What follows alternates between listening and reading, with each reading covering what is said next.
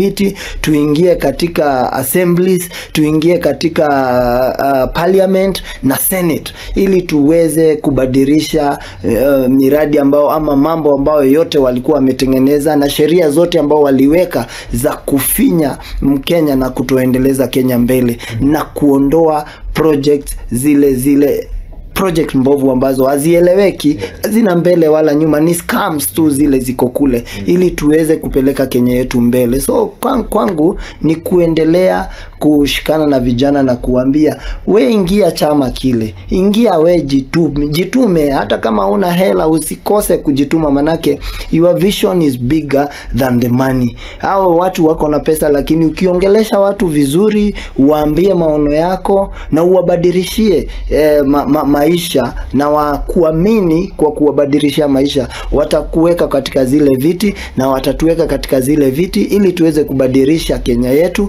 na tupeleke Kenya yetu mbele. La muhimu ni hilo tu. Bwana Peter,